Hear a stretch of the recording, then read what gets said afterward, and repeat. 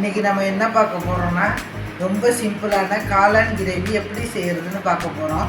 இதை நீங்கள் இட்லி, தோசை, சப்பாத்தி, சாதம் இதுக்கெல்லாம் வச்சு சாப்பிட்டிங்கன்னா ரொம்ப நல்லாயிருக்கும். வீடியோவுக்கு இடையில உங்களுக்குலாம் ஒரு விடுகதை வச்சுருக்கிறேன், அது மிஸ் பண்ணாமல் பாருங்கள். வாங்க வீடியோக்குள்ளே போகலாம். காளான் கிரேவி பண்ணுறதுக்கு அடுப்பில் ஒரு கடாய் போட்டு 3 ஸ்பூன் ஆயில் ஊற்றிக்கலாம். இதில் ஒரு பட்டை, 2 கிராம்பு, 1 ஏலக்காய், 1/2 ஸ்பூன் ஜீரகம். இது லைட்டாக பொரிஞ்ச பிறகு 2 பெரிய வெங்காயத்தை நல்லா பொடி பொடியாக கட் பண்ணி சேர்த்துக்கணும். இது கூடவே 3 பச்சை மிளகாய் கீரி போட்டுக்கணும். வெங்காயத்தை நல்லா ப்ரௌனாக வதக்கிக்கணும், அப்போ தான் கிரேவி நல்லாயிருக்கும். பாருங்கள், இந்த அளவுக்கு ப்ரௌனாக வதங்கணும். இதில் 1 ஸ்பூன் இஞ்சி பூண்டு பேஸ்ட், 1/2 ஸ்பூன் மஞ்சள்தூள், 1 ஸ்பூன் மிளகாய்த்தூள், உங்கள் காரத்துக்கு தகுந்த மாதிரி போட்டுக்கங்க. 1 ஸ்பூன் மல்லித்தூள், 1/2 ஸ்பூன் கரம் மசாலா. இது எல்லாத்தையும் நல்லா மிக்ஸ் பண்ணிக்கலாம்.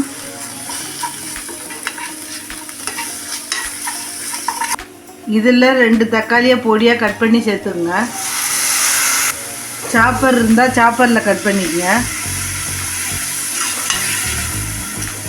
இதில் கிரேவிக்கு தேவையான கல் உப்பு சேர்த்துக்கலாம். இதில் கொஞ்சமாக தண்ணி ஊற்றி மிக்ஸ் பண்ணிக்கலாம்.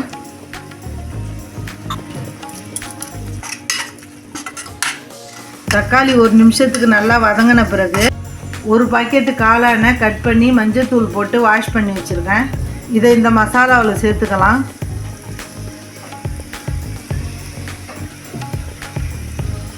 இதை நல்லா மசாலாவோட கிளறி விட்டுக்கலாம்.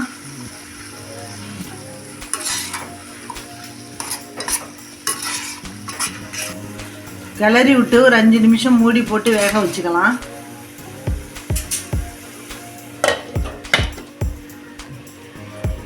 இப்போதைக்கு இதில் தண்ணி சேர்க்க வேண்டாம், காளான்லேயே நல்லா தண்ணி விட்டு வரும்.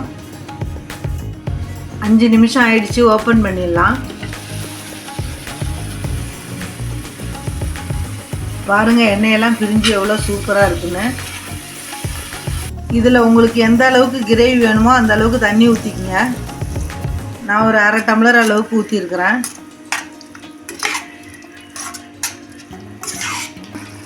இதை மூடி போட்டு ஒரு 2 நிமிஷத்துக்கு கொதிக்க வச்சு எடுத்துக்கலாம். இன்றைக்கான விடுகதை என்னென்னா, வாரி வாரி வழங்குவான் வெளிச்சம், அதை வாங்கத்தான் ஆள் இல்லை, அவன் யார்? வாரி வாரி வழங்குவான் வெளிச்சம், அதை வாங்கத்தான் ஆள் இல்லை, அவன் யார்? ஆன்சர் தெரிஞ்சால் கமெண்டில் சொல்லுங்கள். 2 நிமிஷம் ஆயிடுச்சு. திறந்ததும் வாசனை நல்லா கம கமன்னு வருது. கடைசியாக இதில் கொத்தமல்லி தழை தூவி ஸ்டவ்வை ஆஃப் பண்ணிட வேண்டியதுதான். இதை நீங்கள் சப்பாத்தி, இட்லி, சாதத்து கூட வச்சு சாப்பிட்லாம். இதை நீங்களும் ட்ரை பண்ணி பாருங்கள். அம்மாஸ் குட்டி கிச்சனுக்கு லைக், ஷேர், கமெண்ட், சப்ஸ்கிரைப் பண்ணுங்கள். நன்றி, வணக்கம்.